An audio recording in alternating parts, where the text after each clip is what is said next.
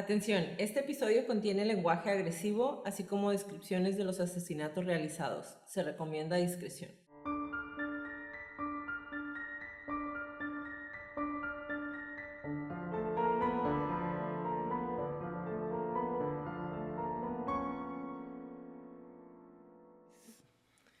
Hola a todos, bienvenidos a Crónicas de Crimen. Yo soy su host Jacqueline López y me acompaña como de costumbre la Leti Mosqueda. Hi, Leti. Hi, Jackie. Queremos invitarlos a nuestras redes sociales, Facebook, Instagram, YouTube, X, Patreon, Twitter, Threads, todos como @Crónicas de Crimen, para que nos den follow. Ahí subimos toda la información y fotos de nuestras crónicas y a que nos compartan con sus conocidos, a que nos pichen un café en el Patreon si quieren.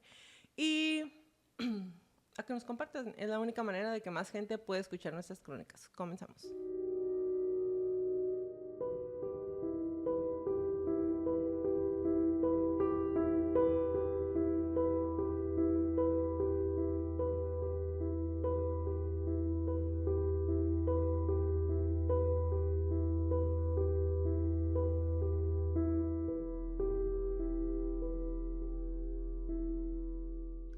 Bueno, en esta historia que parece sin fin, porque empezamos hace 3 episodios con Adam Walsh, seguimos recopilando información acerca de Otis Toole y Henry Lee Lucas, y ahorita estamos cuando se van Lucas y Becky o Powell, que son en este momento de la historia pareja, y los recogió un hombre muy amable en su camioneta, y ya van a cobrar un cheque que le tenían que depositar a Lucas. No hay dinero. Entonces, el hombre de la camioneta se presenta como Reuben Moore, un predicador de Stoneburg, un pueblo cercano, y le ofrece a la pareja alojamiento en su rancho. Es una comunidad religiosa y les explica que se llama la Casa de Oración. Al final resultó que la comunidad no era más que un gallinero reformado y unas cuantas chozas en un rancho en ruinas. Moore les ofrece alojamiento y comida, a cambio solo pide que Henry lo ayude como obrero en su pequeño negocio de techado y que ambos asistan a los servicios religiosos los domingos. Lucas y Becky aceptaron de inmediato. Una vez más, se establecieron una rutina. Henry trabajaba mientras Becky ayudaba con las tareas domésticas. Lo que Henry no sabía era que mientras él arreglaba edificios y reparaba los carros, Becky no solo estaba aprendiendo a lavar, cocinar y coser, sino que también estaba aprendiendo valores cristianos. Cuando Henry se enteró, al principio no pareció importarle, pero más tarde se sentiría amenazado cuando Becky abrazó abiertamente su nueva religión y empezó a enmendar sus costumbres. Reavivó su amistad con Kate Rich y empezó a pasar más tiempo con la anciana que con Henry. A medida que Becky crecía como cristiana, empezó a sentir la necesidad de poner su vida en orden.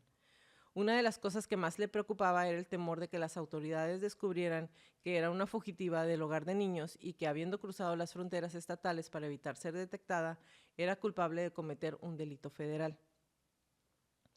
En lugar de correr el riesgo de ser arrestada, decidió que sería mejor regresar a Florida y entregarse. Más tarde le planteó el tema a Henry y él se puso violento y abusivo cuando ella sugirió que regresaran a Jacksonville.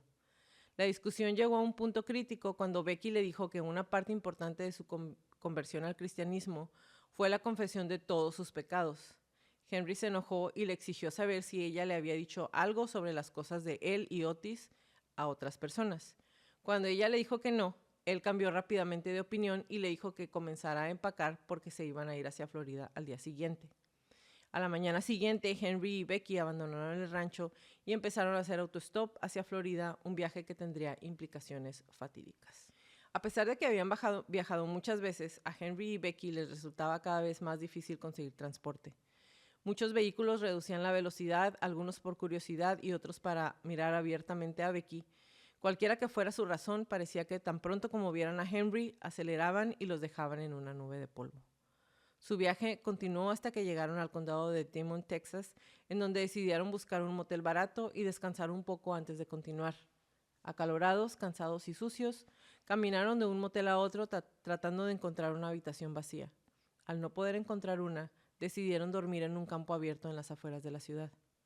Lucas contó más tarde en una declaración a la policía que después de desempacar sus sacos de dormir, se acostó y empezó a beber mucho. Becky se desnudó hasta quedar en ropa interior y se acostó a su lado. A medida que el nivel de intoxicación de Lucas aumentaba, empezó a insultar a Becky por insistir en que abandonaran la casa de oración.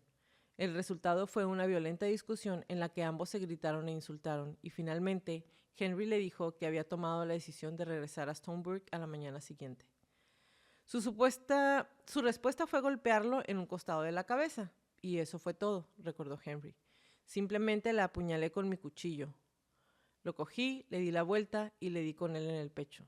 Ella se quedó ahí un rato y luego se cayó al suelo. Lucas dijo que inmediatamente después del ataque se sorprendió por haberle quitado la vida a alguien a quien amaba.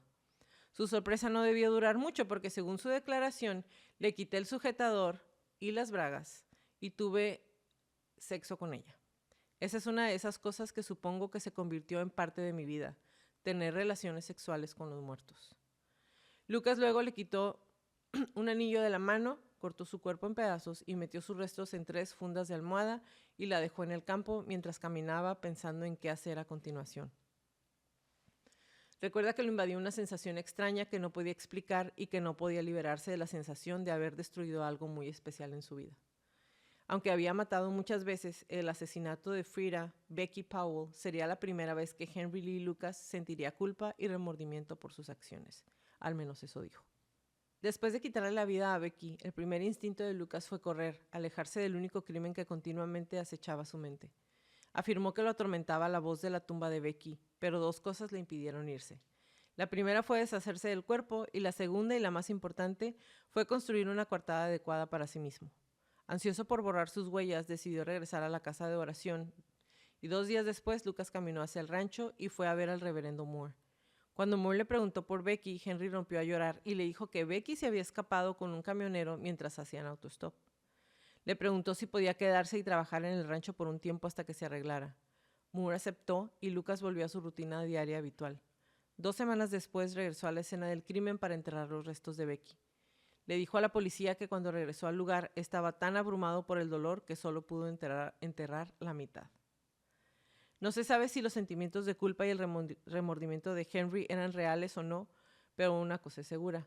Después de quitarle la vida a Becky, algo dentro de él obviamente cambió. Se volvió menos arrogante y atento a los detalles, un hecho que eventualmente provocó que lo atraparan.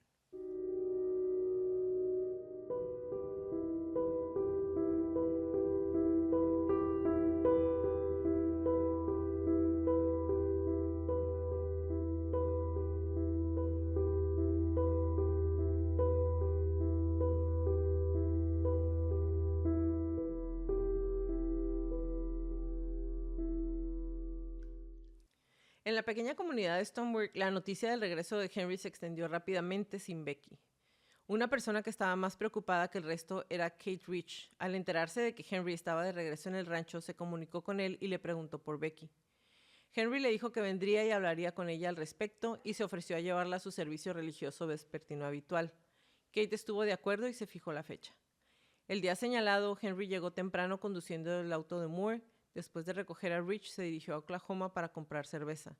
Empezaron a hablar sobre Becky y Rich lo presionó para que le diera más detalles, afirmando que no creía que Becky hubiera hecho algo así. Lucas entonces empezó a enojarse por el insistente interrogatorio y cuando regresaron del pueblo ya era demasiado tarde para ir a la iglesia, así que Lucas sugirió que la llevara a su casa. Kate Rich siguió acosando a Lucas para que le diera respuestas hasta que finalmente él se hartó. Al salir de la carretera desierta, sacó su cuchillo y se lo clavó a la señora Rich. Después de que ella se desmayara, sacó su cuerpo del carro y tras tallarle una cruz invertida en el pecho, tuvo relaciones sexuales con su cadáver y la arrojó a una alcantarilla. Después de regresar al rancho, Moore le preguntó a Lucas sobre el servicio religioso.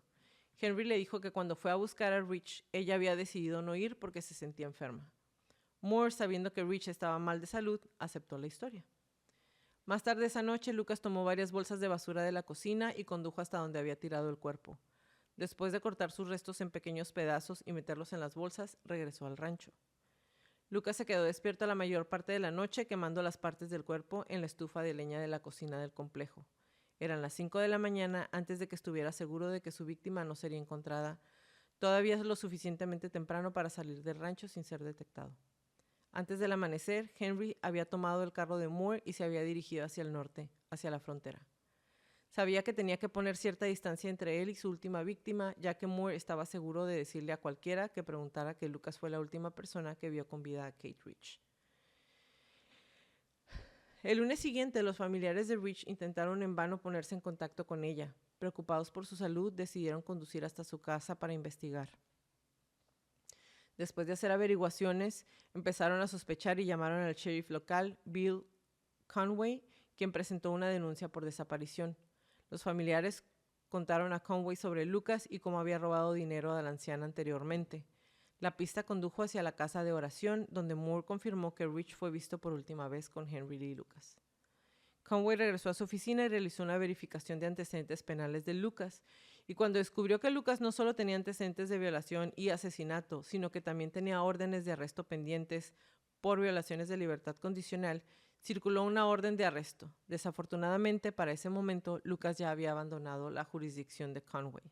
El siguiente plan de Henry era reunir dinero que necesitaba urgentemente y escapar. Siguiendo este plan, se dirigió a Oklahoma, en donde entró en una tienda y robó varios televisores. Después de venderlos en Amarillo, Texas, se dirigió a California. Con el dinero casi agotado y ansioso por trabajar, Lucas regresó a Hemet, California, con la esperanza de encontrar trabajo y alojamiento con Jack Smart. Desafortunadamente para él, los parientes de Kate Rich habían llamado a Smart antes de la llegada de Henry y le pidieron que les dijera si veía a Lucas, y cuando Jack Smart recibió a Lucas en su casa sin indicar algo andaba mal, pero más tarde esa noche telefonó a su familia en Oklahoma y les informó. Mientras tanto, el sheriff Conway había puesto un rastro en el vehículo que Lucas se había quitado a Moore. La patrulla de carreteras de California encontró más tarde el carro abandonado fuera de Hemet y llamó a la oficina de Conway. También le dijeron que el asiento delantero estaba cubierto de sangre seca. Conway hizo que el vehículo fuera incautado y pidió a la policía de California que arrestara a Lucas como testigo material de un asesinato, y más tarde ese mismo día la policía fue a la tienda de antigüedades de los Smart y detuvo por fin a Henry Lee Lucas. Cuando lo detuvieron, este le dijo a la policía que la sangre era suya, resultado de haberse cortado. La policía relató los detalles de la conversación a Conway, quien envió un mensaje a los familiares de Rich con la esperanza de obtener una muestra de sangre que con suerte coincidiera con la del carro. No había ninguna muestra disponible, pero los registros indicaban que la sangre de Kate Rich era tipo A. Se tomó muestras de Lucas, que resultó ser tipo O. Se analizó la sangre del carro y descubrió que también era del tipo O. Entonces dijeron, está diciendo la verdad, era su propia sangre. Conway se mostró decepcionado con los resultados, pero sabía por experiencia que cuando las muestras de sangre se secan, normalmente vuelven al tipo O. Sin el cuerpo no podían realizar más pruebas, por lo que en ausencia de una orden de arresto de California o una orden de extradición de Conway, la policía se vio obligada a ponerlo en libertad. Lucas salió de la comisaría y se puso en camino de nuevo, ansioso por cubrir la mayor cantidad de terreno posible para evitar un mayor escrutinio policial. Pasó sus últimos días de libertad robando tiendas de conveniencia y matando a cualquiera que se resistiera o pudiera identificarlo. Viajó desde Nuevo México de regreso a Oklahoma y luego atravesó Missouri, Indiana e Illinois. En octubre del 82 llegó a la ciudad de Decatur, Illinois, en donde después de intentar conseguir un trabajo en una obra en construcción, solicitó prestaciones sociales. Sin tiempo para esperar a que le pagaran su prestación, Henry hizo autostop hasta Missouri y lo dejaron en una parada de camiones. En una gasolinera cercana, Lucas notó a una mujer que parecía viajar sola. Esperó su oportunidad y cuando ella estaba a punto de volver a subirse a su carro, él se acercó por atrás y le dijo que subiera al carro y se callara. Le ordenó a la mujer que condujera hacia el sur. Ella hizo lo que le pedían. Le dijeron que se lo había dicho y condujeron durante el resto del día. Algún tiempo después, Lucas se hizo cargo de la conducción mientras la mujer dormía. Más tarde le dijo a la policía, estaba conduciendo y sentí un escalofrío que me invadió y supe que iba a morir. Poco antes del amanecer, justo en las afueras de la ciudad de Magnolia, Lucas se salió de la autopista hacia una carretera y apuñaló a la mujer en el cuello. Mortalmente herida, la mujer se agarró a la garganta mientras Lucas hundía el cuchillo por segunda vez. Finalmente ella quedó inmóvil y Lucas luego arrastró el cuerpo fuera del auto, le cortó la ropa y abusó del cuerpo sexualmente. Sin dinero y sintiéndose desesperado, Lucas se puso en contacto con Reuben Moore de la casa de oración y le pidió ayuda. Le dijo a Moore que había estado viajando tratando de encontrar a Becky, pero que se había quedado sin dinero y necesitaba un lugar donde quedarse. Moore se negó, pero sabiendo que la policía estaba buscando a Lucas, le dijo que volvería a llamar en un par de días y que vería qué podía hacer. Moore llamó entonces al sheriff Conway y le dijo que como buscaban a Lucas en relación con la muerte de Kate Rich y Becky Powell, era imperativo llevarlo de regreso a Stoneburg. Moore aceptó ayudar y cuando Lucas volvió a llamar, hizo arreglos para enviarle $100 para pagar su regreso. Mientras tanto, Conway había estado revisando los archivos de policías de Henry y descubrió que todavía lo buscaban por el robo de la camioneta de su cuñado en Maryland. Eso sería razón suficiente para poder detenerlo si lo encontraba la policía. Varios días después, Henry Lee Lucas regresó al rancho y fue recibido por Moore, y a la mañana siguiente, convocado por Moore, el sheriff Conway llegó y arrestó a Lucas. Conway retuvo a Lucas durante varias semanas tratando en vano de que Lucas confesara los asesinatos y finalmente llegó la noticia de la policía de Maryland. No tenían intención de emitir una orden de extradición por algo tan insignificante como el robo de un automóvil y sugirieron que lo liberaran. No mucho después, Lucas debía regresar al rancho y entregarle a Moore el arma que lo llevaría a ser arrestado por última vez. ¿Tú piensas que dijeron lo de que el tipo de sangre cambia de cuando se seca es porque no tenían la información suficiente? Yo pienso que en ese momento, como todavía no estaban los estudios ¿Tan de desarrollados? ADN tan desarrollados, a lo mejor simplemente para las pruebas que ellos hacían, En ese momento marcaba igual toda y decían, pues volvió a tipo... Se me hace como bien pendejo eso. Pues Sí, porque la información genética que determina el tipo de sangre no cambia o no puede ser alterada de manera que digas, es que ya toda marca, a lo mejor había tipo O y no tenían suficiente de la otra. Porque no sé si recuerdes, creo que lo vimos con el Golden State Killer. No, antes, que hacían algunas pruebas y nada más podían determinar el tipo de sangre y no podían decirte si era de un agente femenino o masculino. Es más, ni siquiera te podían comparar entre uno y otro, nomás te podían decir, es el mismo tipo de sangre o y no hasta ese ahí. tipo de sangre. Y no te podemos decir si hay familiaridad entre ellos. Sí, porque en ese entonces no estaban desarrolladas las pruebas de ADN todavía. ¿No, verdad? No. Entonces, a lo mejor los tipos de pruebas que tenían o el tipo de pruebas en ese estado o qué sé yo, Ajá, la información no estaba tan actualizada como para saber. Y simplemente si la sangre ya estaba oxidada, a ellos les marcaba que era el mismo tipo de sangre, no necesariamente O. Ajá, porque ¿qué año fue eso? Fue en el 90 y algo. Sí, 92, estaban muy cerquita 82. de... 82, sí. Sí, porque es principios de los 90, creo, cuando empezaron a... Digo, que empezó a desarrollarse como el estudio de no de la genética tal cual, sino el estudio forense del ADN. Así es. Entonces sí, a lo mejor estaba como muy en pañales. Ok, ahí va. Como resultado de las investigaciones en curso y otras acusaciones en Florida por delitos similares, por no mencionar una serie de apelaciones contra su sentencia, Henry Lee Lucas pasó muchísimos años en el corredor de la muerte esperando una fecha de ejecución. En junio del 99, cuando ya se iba a hacer justicia, George Bush Jr., gobernador de Texas en ese entonces, intervino y conmutó la pena de muerte por una de cadena perpetua. El cómplice de Henry, Otis II, había muerto varios años antes de cirrosis hepática mientras cumplía su condena. Entonces, dadas las flagrantes inconsistencias de sus declaraciones y confesiones y la incapacidad de las autoridades para expiarlas, era prácticamente imposible determinar si Henry Lee Lucas fue el peor asesino en serie de la historia criminal de los Estados Unidos o simplemente un mentiroso, o los dos. En consecuencia, es posible que nunca se sepa el número de asesinatos de los que Lucas fue realmente responsable, ya sean 100 o 200 o el número que sea.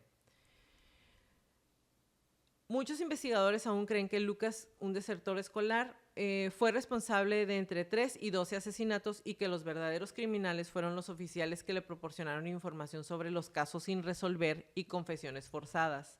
El experto en asesinos en serie, Robert Ressler, cree que Henry podría haber sido responsable de tan solo 5 asesinatos, pero la verdad probablemente nunca se vaya a saber. Para sorpresa de muchos investigadores, una de las primeras presuntas víctimas de Henry Lee Lucas, una maestra de Virginia, fue encontrada viva después de que él fuera acusado de su asesinato y condenado. Ella estaba viva. Entonces, tomando esto en consideración, no sabemos nada, si nada de lo que dijo fue verdad o no. ¿Ok? Mientras tanto, en Florida, a Otis le diagnosticaron esquizofrenia paranoide y su sentencia de muerte fue conmutada a 6 cadenas perpetuas consecutivas. En prisión, Otis confesó y luego se retractó de haber matado a Adam Walsh. ¿Vieron? Sí llegué al final a Adam Walsh otra vez. Como les platiqué en su crónica, Adam Walsh, de 6 años, fue secuestrado en 1981 frente a un centro comercial en Hollywood, Florida, y desencadenó una búsqueda humana a nivel nacional y lanzó la carrera televisiva de John Walsh como creador y presentador de la serie de America's Most Wanted, derivado de todos los esfuerzos que John Walsh hizo para encontrar a su hijo, y ya que encontraron la cabeza del niño, de encontrar quién lo había asesinado finalmente. Entonces, también les dije en el episodio de Adam Walsh que en ese entonces Otis sí había estado cerca de Hollywood, Florida. Él declara que sí fue él, declara que había golpeado al niño, que primero se lo había robado porque lo quería para él, pero el niño había empezado a llorar y lo había golpeado, y entonces se asustó porque creyó que lo había asesinado. Finalmente se orilla y le hace todo lo que ya les platiqué en el episodio antepasado. Pero al mismo tiempo, Jeffrey Dahmer se encontraba de pasada por Florida. Entonces, hubo personas que vieron el auto, que alegan que vieron el carro de Jeffrey Dahmer, y que fue a Jeffrey Dahmer el que vieron frente de la consola de videojuegos en donde estaba Adam Walsh. Inclusive está una señora junto con su hija que le dicen a la policía, ella le dice, yo le hablé a la policía ese día y le dije, oye, yo vi al hombre, estaba estacionado, traía una camioneta color azul, chalala, chalala, chalala. Era un hombre blanco, de tal. Era un hombre blanco, estaba alto, era atlético, bla, bla, bla. Y le dice y ella espera que le regresen la llamada y no pasa nada. Y luego vuelve a llamar al día siguiente y no pasa nada. Y luego habla años después a America's Most Wanted y les dice, hey, es que yo hablé al día siguiente, yo les di la descripción y nadie le vuelve a regresar la llamada. Y todo esto es porque,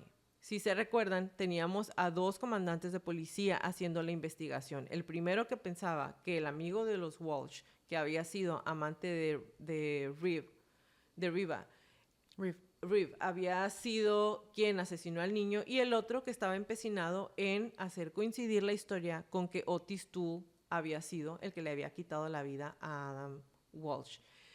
Y esta tercera persona,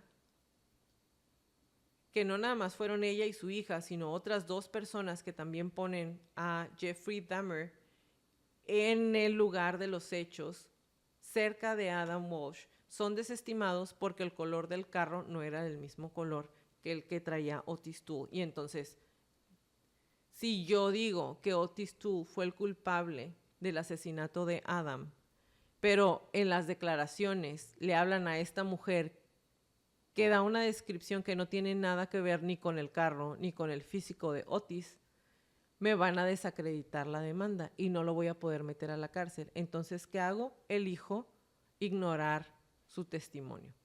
¿Ok? Que eso se le puede llamar visión en túnel, confirmation bias, que es como una parcialidad de confirmación, porque nada más me sirve lo que comprueba mi teoría, mi hipótesis, mi idea, o lo que la decisión ya está tomada y nada más lo voy a seguir por ahí.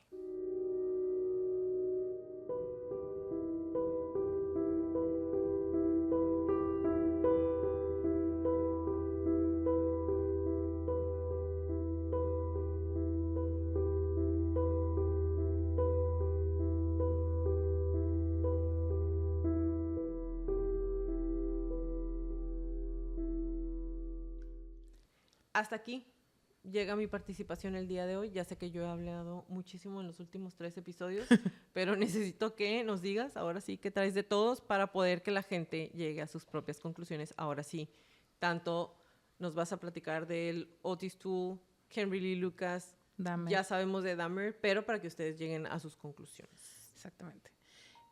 Al final de... No me recuerdo si fue... Creo que fue con Adam, que hablamos nada más de las características del tipo de ofensor, del tipo de criminal que pudo haber cometido el crimen con Adam. Estamos hablando de una persona con como desorganización, porque digamos tomó la oportunidad que se presentó y lo hemos platicado en varias crónicas, lo voy a repasar. Entre más en público, abierto o atrevido sea el secuestro, más corto es el tiempo de vida de la víctima, porque entonces tienen, cual sea la motivación del secuestro o de llevarse a la persona, a la víctima, lo tienen que hacer rápido porque los vieron muchas personas y se dan cuenta que los vieron. Entonces es una persona que está buscando cometer el crimen rápido, toma la oportunidad, es una persona que no planea, que no está necesariamente acosando o acechando a una víctima durante mucho tiempo como un Ted Bundy o incluso el BTK o cualquiera de los que son más de tomarse el tiempo y estar buscando y se meten a las casas, como que están planeando más, es más como desorganizado y rápido, y normalmente ese tipo de criminales son los que están motivados por la lujuria, son los que cometen las agresiones sexuales, porque digamos que necesitan estar como incrementando constantemente la violencia y también la periodicidad entre cada uno de sus ataques. Entonces, vamos a hablar de Henry primero, después vamos a ir con Otis y después con Dahmer, y luego vamos a hablar de teorías de la personalidad y algunos de los rasgos de ellos. Henry Lee Lucas, un hijo no deseado de una madre castrante, violenta, que se dedicaba a la prostitución, un padre alcohólico, violentado por la esposa. Hay incesto, abuso sexual infantil, que es importante remarcar que el abuso sexual infantil no es nada más el acto sexual, porque no tenemos como bien documentado si él fue abusado sexualmente o no, pero un abuso sexual infantil es desde la exposición a circunstancias, a material pornográfico, actitudes, actividades, hasta el abuso físico hacia el menor. Y entonces, si tomamos en consideración, el tipo de vida que él estaba llevando y que vivían en hacinamiento en un solo cuarto y la señora se dedicaba a la prostitución, podemos decir, más allá de es lo más probable, o sea, es muy certero que él vivió abuso sexual infantil. Le agregamos el abuso en la escuela porque le hacían bullying, porque no tenía buena higiene. La madre, según la escuela y compañeros de la escuela que a lo mejor los entrevistaron, a lo mejor no, a lo mejor se fue como de boca en boca y se hizo chisme, pero ¿quién inventaría que fue la mamá a agredir al maestro o que lo llevó vestido de niña? ¿Sabes? Como ese tipo de cosas las podemos tomar, digamos, como testimonio que confirman el tipo de abuso que él está viviendo, el tipo de abuso con el que él creció. De ahí nos brincamos a que lo golpeaba demasiado la mamá, que había mucha gente ahí entrando y saliendo de la casa, que el padre de alguna manera fallece por negligencia o por descuido, y los problemas que él tenía de aprendizaje, y es lo que hablábamos en el episodio pasado. Yo no diría como con Otis que a lo mejor había algún tipo de retraso, pero definitivamente las habilidades académicas no fueron desarrolladas, las habilidades de inteligencia no fueron bien aplicadas. Es decir, a él no tuvo la oportunidad o el desarrollo o el impulso para que hiciera cualquier cosa de provecho. Entonces, esa es la normalidad con la que él creció. Es una persona que comienza a tener su único contacto, digamos, no quiero decir ni saludable ni a salvo, pero donde él no estaba siendo violentado, es cuando él comienza a tener relaciones sexuales con animales. Y tenía una mascota, la madre la asesina, era una mula. Entonces él empieza le podremos llamar zoofilia o le podremos llamar bestialidad, depende de dónde estemos buscando la información, se le llama de una u otra manera. Y esa es una parafilia y está desarrollada, si lo pensamos muy bien, es en ese contexto sería bastante lógico que ese fuera el siguiente paso. Digamos, lo que hablábamos de la sublimación. Si para él lo normal ya es el abuso y la violencia sexual, lo más aceptable dentro de ese contexto sería hacerlo con un animal, porque su madre le demostró que los animales no importan. Y no es que los seres humanos importen más, él no importa. Pero la madre le asigna cierto valor a las personas por el dinero que le pueden dar a ella. Entonces, podríamos decir que esa fue una manera muy desadaptada que él tiene de poder hacer catexia o de poder descargar esta energía, esta frustración, esta agresión, lo empieza a hacer con los animales. Es un mecanismo de defensa o es como una desadaptación, pero dentro del contexto de Henry, si lo pensamos muy bien, es como lo menos dañino, incluso para él, porque entonces él ya no está siendo agredido, él se convierte en el agresor. Ahora nos brincamos a Otis. Básicamente lo mismo. Es un hijo, podríamos decir, no deseado por lo menos por el padre porque los abandona. También era alcohólico, la madre también lo violentaba. Él es diagnosticado desde muy pequeño con esquizofrenia paranoide. Depende de dónde busquen la información, su coeficiente intelectual varía por muy pocos puntos, no suficiente como para estar por encima de la media. De hecho, en cualquiera de las bibliografías o fuentes de información, él está por debajo de la media. Se le podría determinar como limítrofe o con algún tipo de retraso mental, por lo menos. Y entonces, de la mano va retrasos o dificultades para el aprendizaje, es disléxico, analfabeta, déficit de atención, hiperactividad. No va a la escuela, su madre es ferviente creyente religiosa, su abuela tiene otro tipo de religión, también ferviente creyente. Lo enseña a robar las tumbas, lo tiene haciendo actividades que si para un adulto no son del todo productivas, digamos, para un niño, imagínense otra vez, es estarnos ubicando en el contexto de cada uno de ellos.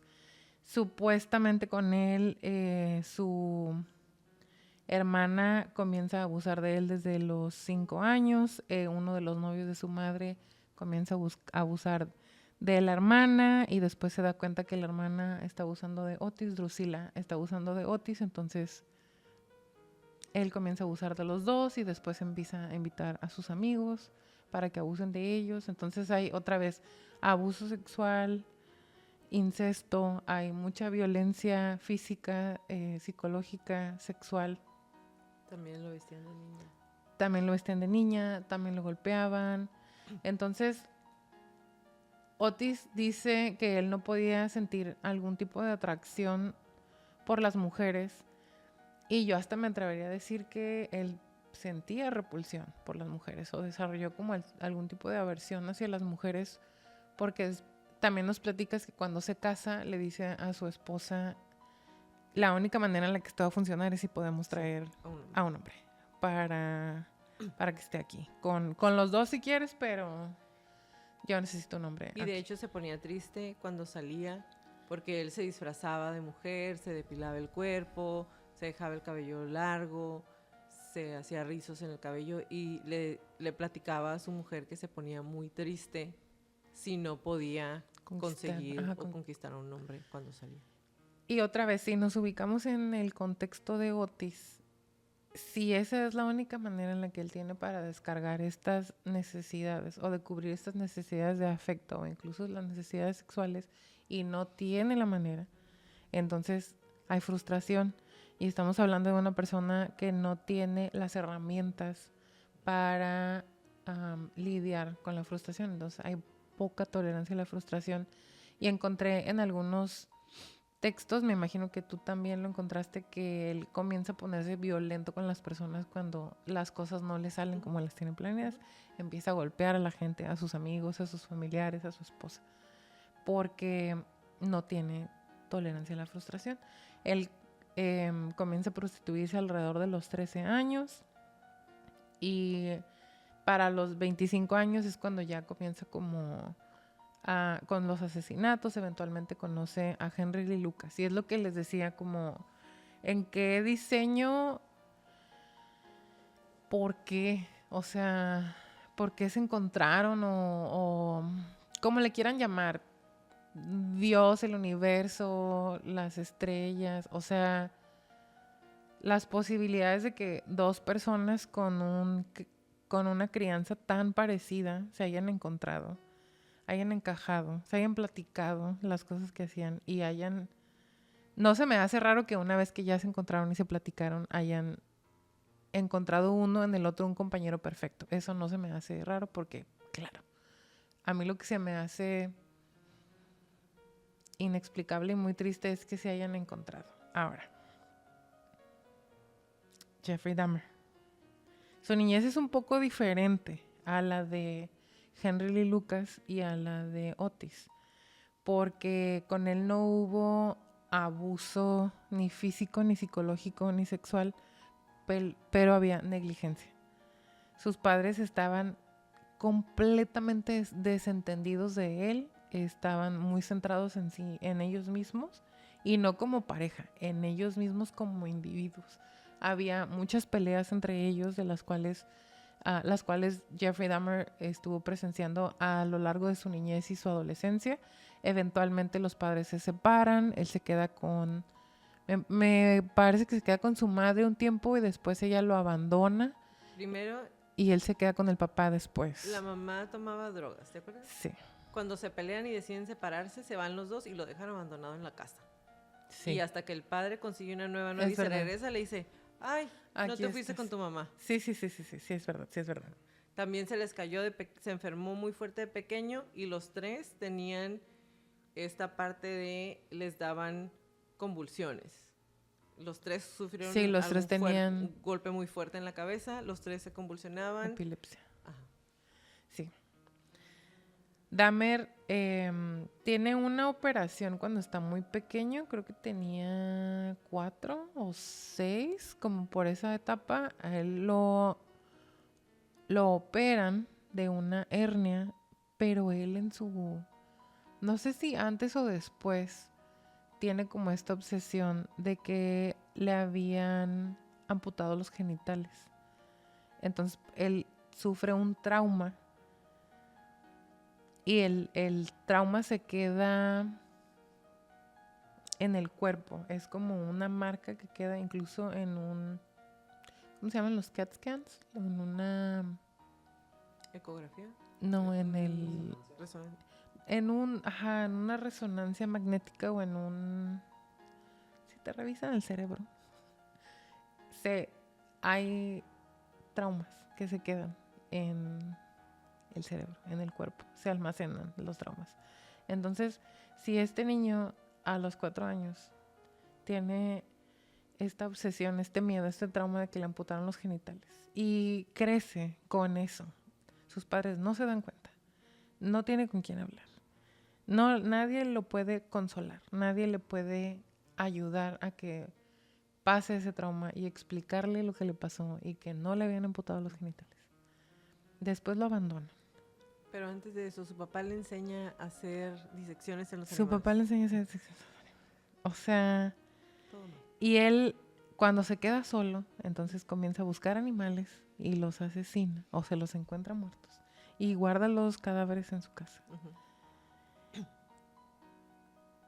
Entonces él también tiene como ese contacto con la muerte muy sexualizada.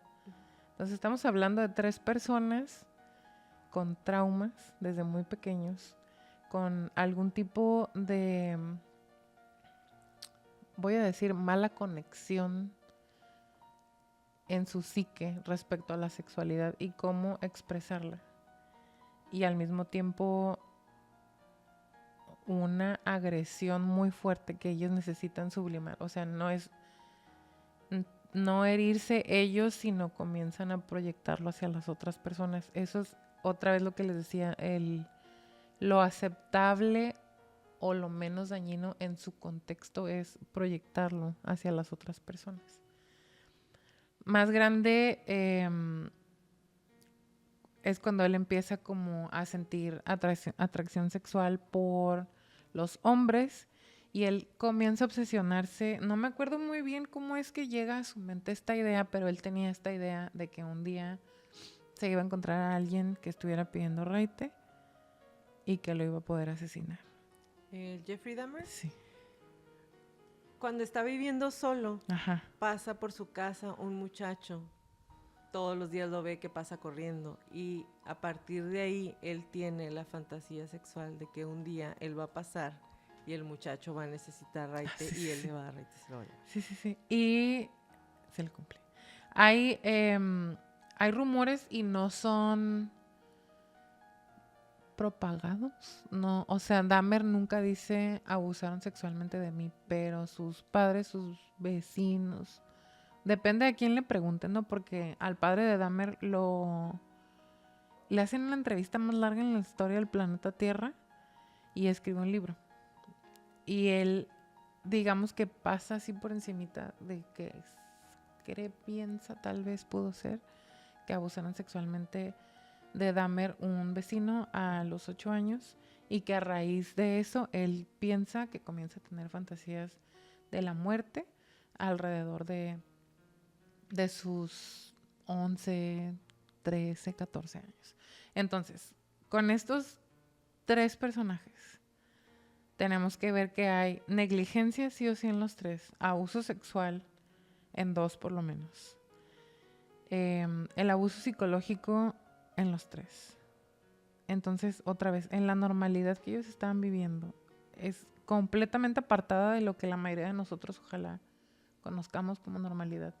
¿De qué otra manera iban a ellos a aprender a relacionarse? ¿De qué otra manera ellos iban a aprender a vivir en un mundo donde ellos no encajan, en donde ellos no tienen las herramientas o ni siquiera la información en sus mentes de cómo relacionarse de manera no dañina hacia ellos mismos o hacia los demás? O sea, ellos crecen en la violencia, es normalizado, impacta el desarrollo psicosocial del niño y durante toda su vida se quedan en esa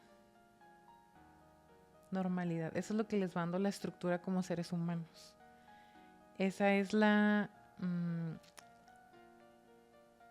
guía o la no guía que tienen. Entonces, si Dahmer tenía una fascinación por la muerte y un apego por los huesos que se encontró, porque no estaba solo y necesita crear un apego con algo, y es por los huesos o los cadáveres que se encuentra, su padre no hace nada porque no había interés hacia él. Y con Henry Lee Lucas empieza a tener relaciones sexuales con los animales, incluso con los cadáveres. Y con Otis, su abuela se está robando los cadáveres y los huesos. O sea, ¿sabes? Es como se crea como ese vínculo anormal con objetos que no son ni siquiera necesarios para la vida de los niños. Es como... Entiendo perfectamente por qué ellos después se dedicaron a asesinar gente, porque si tengo ese apego con los huesos o con los restos o con el cadáver y la única manera de obtenerlo es asesinando. Porque para Dahmer, él mismo lo dice, o sea, para él el acto de asesinar no era de su interés, era el desagradable,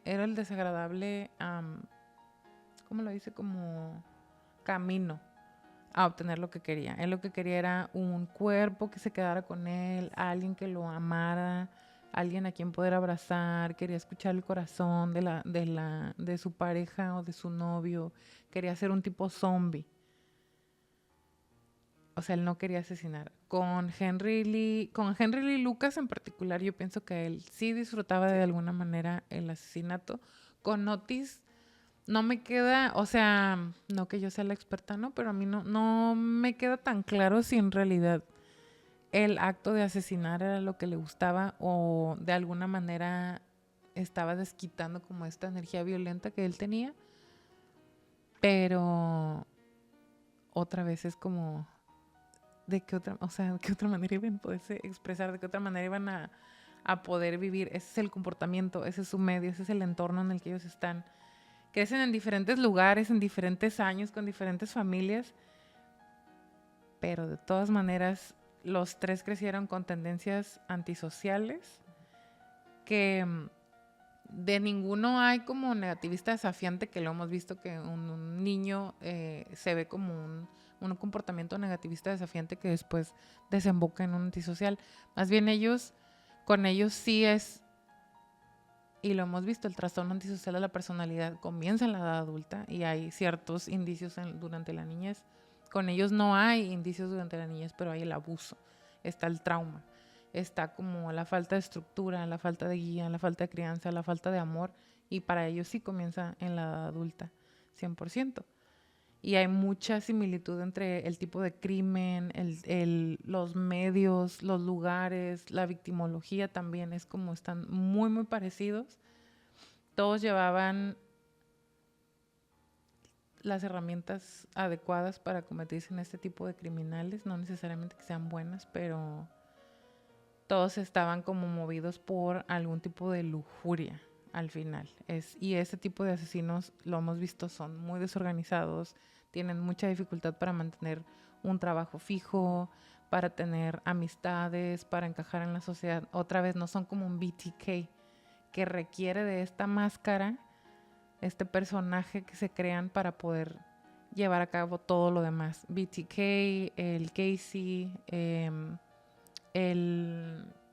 Ted Bundy, el Golden State Killer.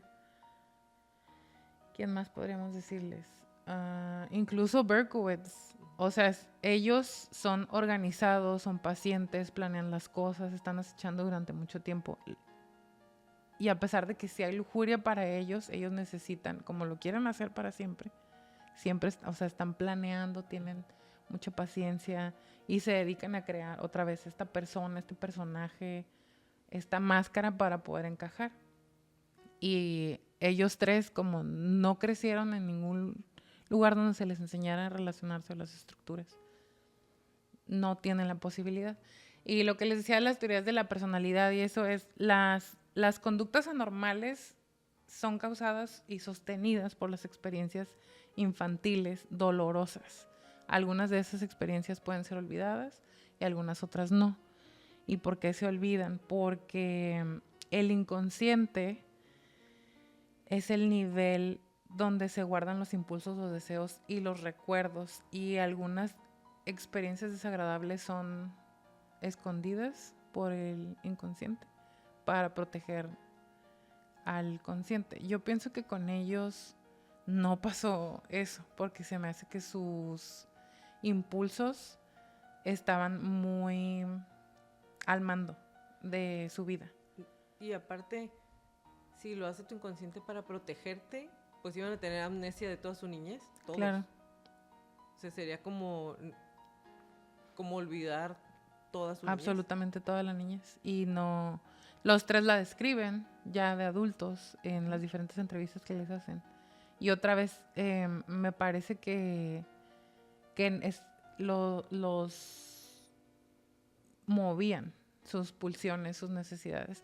Y lo que me preguntabas en el otro episodio, en la otra crónica, de cómo encontraba pareja, me acordé de las necesidades neuróticas. Hay 10 necesidades neuróticas. Afecto y aprobación, compañero dominante, restringir los límites de la vida hasta donde sea posible, la necesidad de poder, la necesidad de explotar a los demás, la necesidad del prestigio, la admiración personal, ambición de logro personal, autosuficiencia o independencia y la necesidad de perfección. Entonces, si una persona que está siendo conducida por una necesidad neurótica, es eso, una persona que está siendo conducida por una necesidad neurótica, entonces no va a tener lo que a lo mejor tú y yo aquí en la comodidad de nuestra silla diríamos normal. O sea, a mí no se me haría, en mi contexto, normal a una persona que esté con alguien del aspecto físico de Henry Lee Lucas, pero a lo mejor para esa persona en su contexto, con sus necesidades neuróticas que lo está manejando, es perfecto. Cabe perfectamente. Y ahora, si hablamos de los instintos y las fantasías de ellos tres, el instinto está presente en el ser humano desde el comienzo de la vida. Uh-huh. Y una fantasía es una expresión mental de los instintos que son formadas en el yo, o sea, en el consciente. Y son impulsadas por una ansiedad y por los instintos que están determinadas por la naturaleza de la relación que tiene el sujeto con la realidad externa.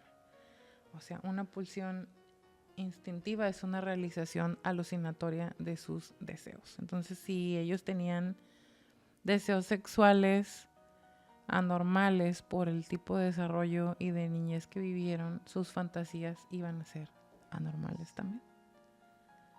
Y es la única manera en la que se satisfacen las pulsiones, a través de las fantasías, porque la privación constante de una pulsión se convierte para la psique en una amenaza de ser aniquilado por completo. Entonces, nada más llevando a cabo las fantasías es cuando se puede satisfacer esa pulsión y se quita la amenaza de ser aniquilado. La tranquilizas por un momento. Se calma por un momento. ¿Quién asesinó a Adam Walsh? Dahmer. Para mí es Dahmer. Te lo dije. Sí. Porque por el modus operandi, número 1, si nada más tuviéramos el modus operandi y no tuviéramos todos los testigos, Dahmer. Sí, claro. Porque incluso, nada más quedándonos con el modus operandi, Henry Lee Lucas y Otis, así de que cuántos niños o menores de edad, o sea, sí, pero no eran su población. También estaba Frank Jr., que era el hermanito de Frida, Becky. Ajá. Y no le hicieron nada. Está Becky, eventualmente la asesina, pero cuando se desespera porque ella se está convirtiendo al cristianismo. Y con sus hermanos también. Ajá. Yo en cuanto entró Dahmer en esta discusión, cuando estaba haciendo la búsqueda, dije, claro que fue él. Tal vez estoy equivocada, tal vez estamos equivocadas, pero otra vez, según el modus operandi, exactamente, ¿qué fue lo que encontraron en la casa de Dahmer? Las cabezas de sus víctimas. Las cabezas de sus víctimas y podríamos hasta decir modus operandi. Henry Lee Lucas y Otis, así que cuidadosos, limpios, pulcros en sus asesinatos no eran. Dahmer tampoco, pero Dahmer consumía los restos. Que aquí ellos dicen que durante su época satánica... A los tres les gustaba consumir los restos. Pero, ¿cómo se llama la otra palabra para canibalismo? A los tres, pero de Otis y de Henry Lee Lucas, aunque ellos juraban que tenían las recetas y se las dan es algo horrible que no quise meter aquí. Cuando Henry Lee Lucas está haciendo sus confesiones, que está en la cárcel, les dice cómo preparaba los cuerpos de sus víctimas. Otra vez, dentro de esas víctimas que confiesan, se dan cuenta que hay algunas que ni siquiera están muertas o que él estaba cobrando cheques en otra parte, o, ¿saben? Entonces no hay una prueba real, tangible, de que realmente ellos hubieran estado consumiendo. Déjate tú personas. tangible, ni siquiera un perro testigo que te pudiera decir. Entonces, Se dice antropofagia.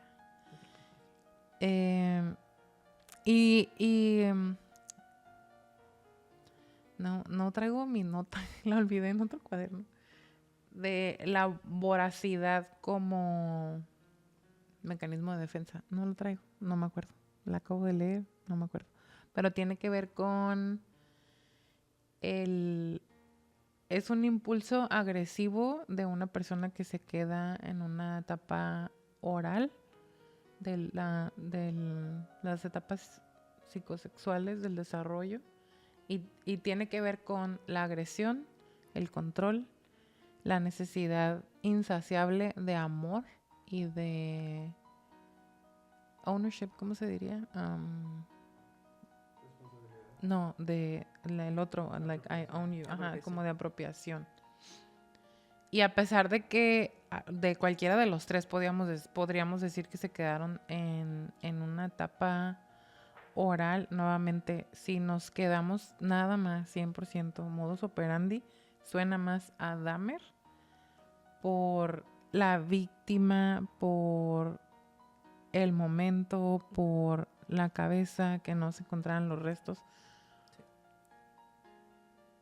Me suena más a Dahmer, 100%.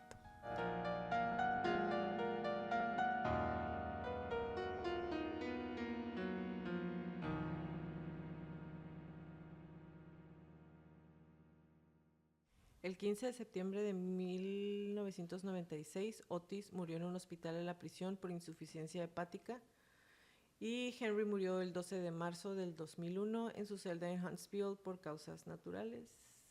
Espero que su alma nunca descanse. Gracias por acompañarnos en un episodio más de Crónicas de Crimen. Los esperamos en nuestro próximo capítulo. Si les gustan nuestras crónicas, por favor, regálenos un review en iTunes y o en Spotify.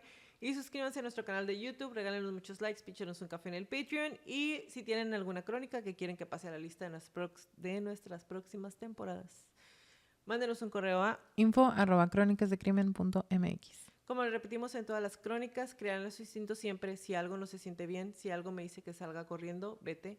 Es mejor parecer paranoico y estar a salvo a quedarte y poner en peligro tu vida. Ahora sí, bye Leti. Bye Jackie, bye Crónicos. Toda la redacción y búsqueda de esta crónica fue hecha por mí, todo el perfil clínico fue realizado por Leti Mosqueda y toda la música es por Kevin MacLeod.